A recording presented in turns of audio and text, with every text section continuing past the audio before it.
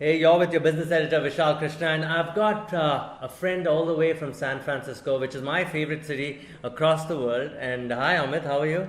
Vishal, thanks for having me here today. I'm doing great. No, I'm glad you made it all the way from there. And by the way, Amit is a founder of NarVar, a retail omni-channel experience company. He will tell you more about it. I'll tell you why Amit is significant. Okay, apart from setting up a tech center in India very soon, NarVar's raised about 64 million. That's Correct? right, yeah. Okay.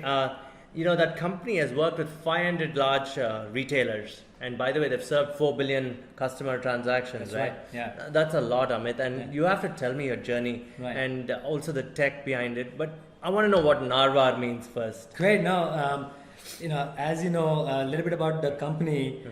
We work with retailers, but when I started the company in 2012, we were looking to find a name, and getting a .com domain itself was so difficult. We were looking for something that we can register, and no affiliation whatsoever, but we stumbled upon this magazine in Sweden. It's a three-syllable word, NAR, N-A-R, V-A-R, H-U-R. It means when, where, and why. And then we took the first two syllable, and more importantly, .com domain was available, and we ran with it. And which is very significant with retailers, no? They want to know why, where, how, all exactly. that, right? Where is my order? When I'm going to get my money? All those pieces are very relevant to retailers and consumers, and that resonates with us as well. By the way, I'll tell you, Amit is a man of significant experience. He's worked with Walmart. You That's worked right. with Apple. That's right. He's worked with Steve Jobs also in a Yes. way before he passed, right? But you learned a lot in these organizations. See, my audience is 18 to 35. Right. All of them aspiring to raise as much money as you or build great tech as you. But it doesn't come easy. You Right. put in a good 11 or 12 years of work That's right. before you set up your company. You want to talk about your journey? No. That's a good part of getting experience with working with some of the most admired and companies out there. And my journey, first half of my career was based on more engineering and data analytics. And then post masters, I've spent over a decade working with various different retailers, specifically with Walmart and Apple. And this is the time where even like companies were finding how do we do business online, and getting the experience and exposure with these companies have been phenomenal. And learnings where they have scaled their offline physical store and digital footprint has been really a catalyst to me going out and starting my company. It's wonderful you say that, because that's where you found the idea, right? By working, you saw the gaps. Right. You just cannot come out of college and do these things, Right. right? You want to tell us what the business was, and what was the gap that you identified which became a business for you? Well, absolutely. So, as consumers, you and I, shoppers, when we were moving from physical world to online world, the problem was when you walk into a retail shop, you can actually find a product, discover it. You like it, you pay, and you walk away with it. There's an Correct. instant gratification. Yes, because you have the product with you, and therefore the instant gratification. But it doesn't happen in the online world. Online doesn't Certainly. happen. You can do discovery at your convenience. You can actually make a payment, but there's a gap that exists. A gap is moment you make a purchase while you actually receive it. That could be 2 days or 5 days, and that's where consumer has that questions and a little bit of an anxious nature, like when I'm going to get my order. Where is it right now? Is it going to be receiving on time? Those problems that even companies like Walmart and Apple were experiencing. And we wanted to build a capability where we can seamlessly scale these kind of issues on a mass that we see for Walmart and Apple as well. Okay, think about it, right? I know you guys are spoiled for choice. Flipkart and Amazon show you where the product is. Right. But imagine, retail is a $650 billion pie in India.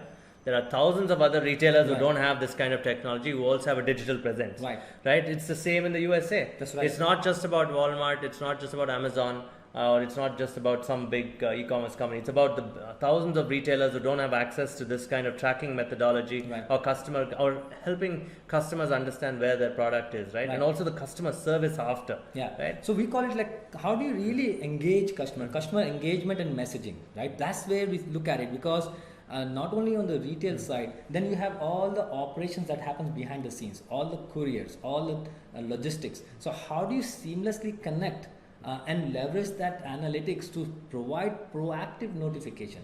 Because from the consumer perspective, as you mentioned, as a consumer we are spoiled. We are looking for instant gratifications. We are looking for proactive messaging. Just tell me via email or via SMS or WhatsApp that tell me how, when and where I'm going to receive that my goods. And that is also important. And bringing all that information seamlessly is consumers expecting. And that's when customers also come back and buy more. Exactly. That's the pitch, right? Right. And yeah, so the thing is that when you buy in today's world, what tends to happen, we are still so much promotions and discount driven commerce ecosystem.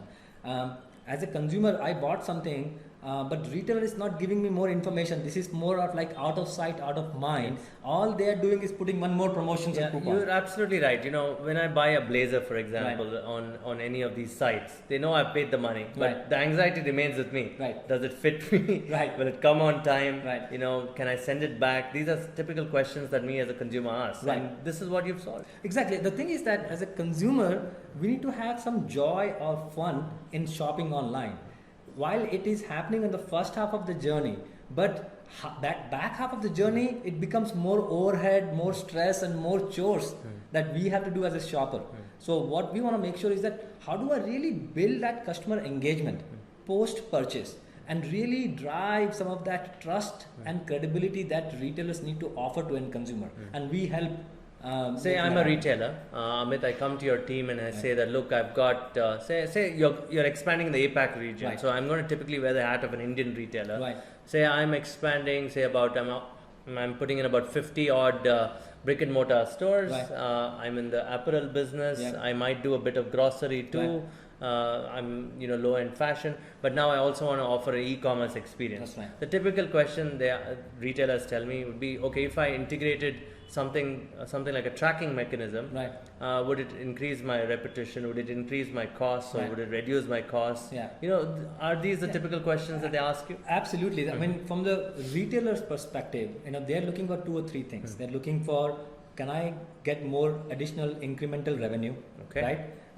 Can I do that profitably? Because that's top of mind for retailers in India especially.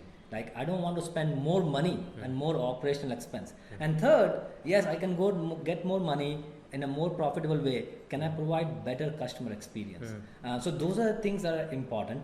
And from the post-purchase customer engagement, all of these things resonate. Because if I'm proactively providing all the information, customer is happy, they're not picking up the phone and calling my call center. So I don't have to build a team who is now adding additional expenses. And once you provide good experience, I'm going to come back and buy. In your more. case, like the blazer that you bought, now next time if you buy a shirt that will go along with your pair of shoes, Those recommendations would be lovely. right? Because now you're building that relationship with your consumer. So I sign up with you and I have to link my e-commerce store to you. That's right. And then I link my logistics providers, That's because right. you also handle the reverse logistics in case I return the product, in case the customer returns the product. That's right.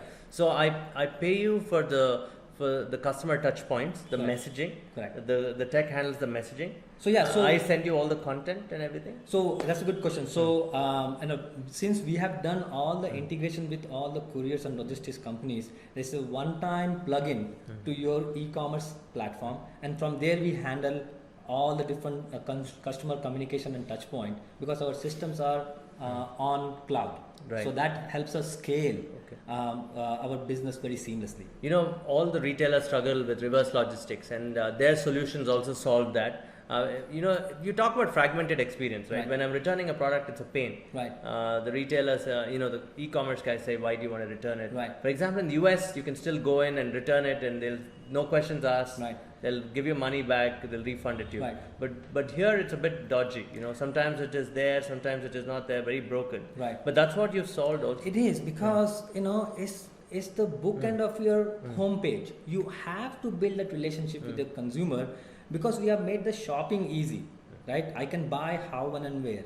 Why can't I return when I want it, where I want it? Because today I buy online in a digital world, but my returns is a very analog world, right? So, and that's a very choppy experience.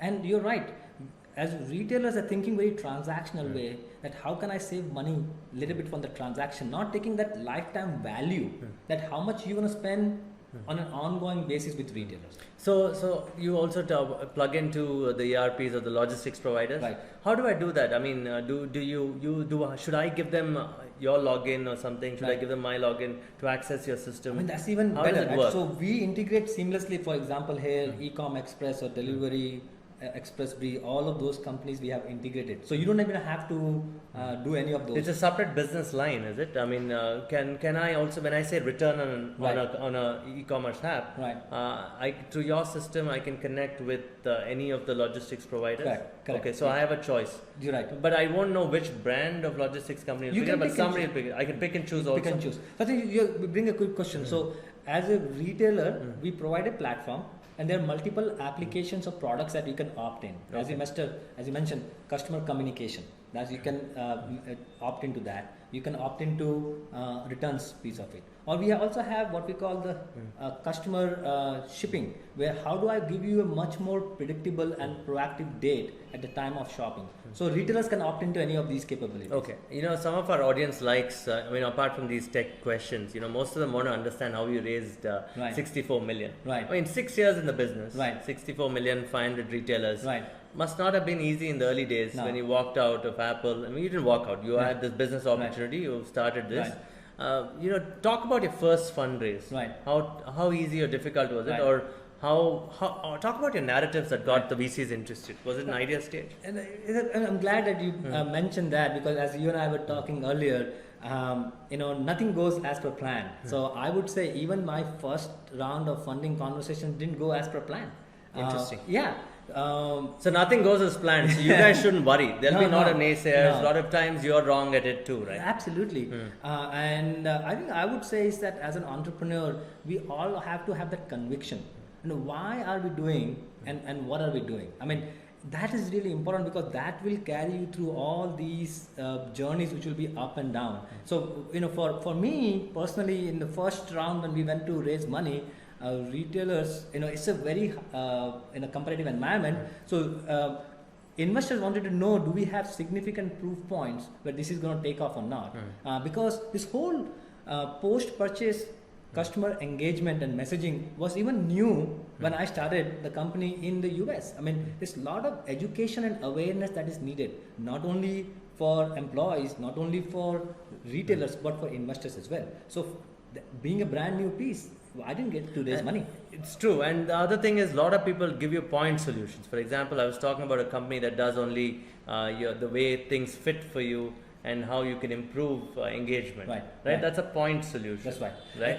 You didn't want to do a point solution. No, I didn't want to do a point solution, absolutely, because having spent time in the enterprise companies with Walmart and Apple, you want to think about all the comprehensive cases, and especially with enterprise companies, we think about death by 1,000 paper cut, because every few pieces will create more hassle. So they're looking for more comprehensive capabilities, and that's what approach we want to take. For example, you're an exact boardroom play. I mean, this is what boardrooms would discuss, right? The point solution would be a brand play, that a brand would decide that, it fits my budget, and maybe I can. So the pricing has to fit the brand manager's ability to pay. But in your case, it's a board level thing, because it talks about supply chain, it talks about efficiency of the e-commerce guy to serve you the right content, and then going back to reverse logistics, customer satisfaction, all these people. But did all these pieces come in place in the beginning when you were building this journey? And I would be lying if I say yes, everything was mapped out. You didn't have it this way. No, I mean, so you have to have the broad stroke vision, and our vision was all about post-purchase customer engagement. And how do you sequence that? That's what you test and learn and make as a feedback loop and build out and bring that story to life as you go. So you build features based on what's been implemented. Okay, I've implemented one solution. Maybe this also adds. I mean, and therefore you scale up, ramp up. Is that how you look at it? So we have a broad stroke approach. Like in a post purchase, first is all about customer notification, and what naturally comes from after you receive the product is. How do I take care of it? Okay. Whether you can return it, sometimes you exchange it, sometimes you think about repairs and warranties. So we followed the consumer journey. Okay. and there we logically solve one problem at a time. So Okay. that's what our Okay. Did you map out all these things, or did you get good people on board? The first 1 year would have been just you, right? that first few years, we had a team of less than 20 people. Before How we did you even get to 20, Amit? I would like to know that. I mean, you quit and you got a team following you. We had a small team. We had a small team of 5 people. For So you first year. convinced people to Yeah. do this. Yeah, I mean, you have to have that conviction, and you need that team. So you're storytelling as Yes, absolutely. as an entrepreneur. You make people believe in you, Right. And and some of them followed you in that journey. I would not only followed me, but followed the mission. Because at some point, yes, initially it's about the entrepreneur and founder, and later on it has to be mission. It has to be more than an entrepreneur. Now we have 225 people, and we open our product and tech center in Bangalore. So by the way, they're hiring. So Yes. that's one thing. And how big is the center? So we have around 20 people here, And you'll be hiring more. We're going to be ending around 50 people in next. And obviously 3 scaling up as you scale up across Yes, the world. absolutely. APAC is going to be big business for you. APAC is the next frontier for growth, and that's the reason that funding helps us in that area as well. You know, there were a couple of companies I want to ask you competition wise, I mean, from India, who use mobile numbers as loyalty, and Right. then they would say that we'd understand customer life cycle. Right. Why didn't these businesses typically scale up? And so I would say, from the loyalty perspective, most of the companies, they start with the business piece first, not solving the consumer problem first, right? So is consumer looking for getting spammed on your SMS? Probably not. You have to think about what Their is post-purchase. Yeah, you have to think about what consumer is looking for. Most of us, when we start a company, we get tripped up on, hey, how I'm going to make the first $1 million, how I'm going to make next $5 million. But just focusing on the consumer problem, it might take longer, but we all will eventually get there if you're trying to solve the main pain point in the business. Okay, fantastic. Now that you've raised so much money, Right.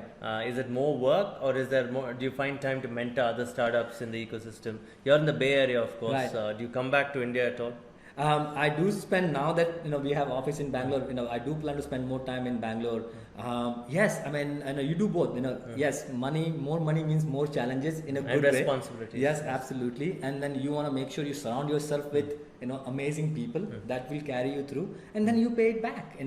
As you mentioned, and your own journey. You have a mentor. You Yes. spend time, Correct. but you're also spending and paying it forward with mentoring people Yes. yourself. Very true. I do that all the time. You're myself. prolific in that, and we all have to play because honestly, that's the exciting part. Like in Indian entrepreneurs is still in the infancy, and we want to spend that much time to continue to mature that, not only here in India but back in the US. In as the well. US, because a lot of Indians, there you have it. He's open to mentoring you. Yes. And he's available on LinkedIn, aren't you? Yes. Yes. That's the best way to find you. Please reach out to me. I'm happy to spend as much time as possible. Very good. So shall we take some audience questions before Please, we yes. close? This is from Maran. He says, we see that you work with top retailers, but do you plan to reach out to local retailers or the smaller sub 50 million retailers and help them increase engagement offline at the ground level? Definitely, because for us it's not only top retailers but also boutique companies. The reason being, as commerce is evolving, as a consumer we want to have that personalized experience from a small boutique companies, and we want to level the playing field. It's not just Amazon or big companies who are providing these experiences. NarVar would help in these areas as well. So you don't mind the size of the retailer as such? You don't say that only if I get a $5 million deal will I go work with them? No. No.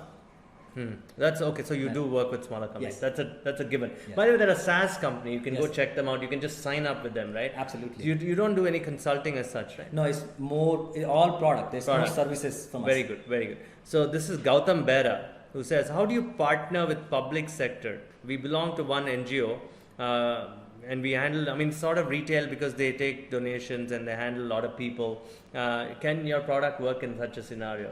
Gautam, thanks for the question first of all. For in the initial stage of our business, we are focusing on retail and commerce, but we do have plans to look at other sectors, including government or NGOs, where we can offer our platform capabilities outside of Because in retail. the end, it's all about tracking mechanisms Yes. and right. Yes. So okay, Yes. this is Nikhil. Who Nikhil? The second name is Zahandra, I guess, but I'll just keep it at Nikhil. Nikhil says, having worked with such big companies, you, and starting such a successful company, could you give some advice to entrepreneurs in India? Right. Nikhil, that's a good question. I would say is that take the time and surround yourself with the most progressive mindset whether your peer group, whether your team, or the companies who are doing interesting work. I look back myself.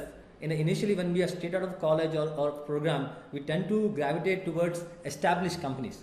But I would not focus on the companies as much, but the learning mindset, where that, even for the progressive companies, go after that, where you can have more learning opportunities. So you're saying go keep an open mind where you can learn. It can be a startup too. Yes. But there are theories that Indian startups use their employees like sweatshops. Right. What I would say is that, at least in our case, having an office here, but we bring the global perspective. Yeah. Right. You need to work with entrepreneurs who have vision. Right. You need entrepreneurs who give you confidence Right. and learning. Right. And working is left to you. You want to work 12 hours. You can work even 5 hours and be as efficient as you want. That's right. Time is not a essence, but it's also a good founder. Aushik. This is Aushik. He says, what are your pricing plans? And is it based on volumes of engagement or just subscription? So Kaushik, in terms of pricing, we are SaaS platform. So it's an annual fee or multi-year fee based on the capabilities that you opt into on a platform. So customer engagement platform will be priced one way versus the returns piece. But it is an annual subscription piece. Annual subscription fee. So I mean, you've been wonderful today, and I wish. Next time we'll pick a topic on a retailer, right? And we'll talk more about it, right? And I wish you all the best here, Amit. Thank you, Vishal, so much for having me. It's been great, and look forward to having this conversation with your audience here. Yeah, just one question: where are you from originally in India? Where did you go to school? My dad and my family spent most of the time in Maharashtra and Nagpur, and for my you're from a small town yourself, yes, okay? Yes, my small town, less than 20,000 people. Okay, close to Nagpur. Yeah, close to Nagpur, 60 kilometers out of Nagpur. How did you make it big, man? How did you tell us that? No, quickly. I think for us, I think it's one of those things. Timing works, and grit. You went to school in Nagpur? No, for my undergrad I was in Bombay. So I did my undergrad. You're not one of those IIM types. Are you from IIM? I'm from VGTI. VGTI. Yes. So your background of school doesn't really matter. You can go build great things regardless, right? And school and all of those things are like, how do you seize the opportunity, right? And as I said, that inquisitive mindset, like as you and I were discussing, that inquisitive mindset and learning opportunity will carry you through and absorb as much as possible, and then it will come to you. What's your journey and what's your vision? So there you go. Don't fear. Find an opportunity and go get yourself some clarity out there. And I hope this interview helped. Thank you again, Amit. Thanks, Vishal. Thank you. Thank you. We'll see you in about 15 minutes.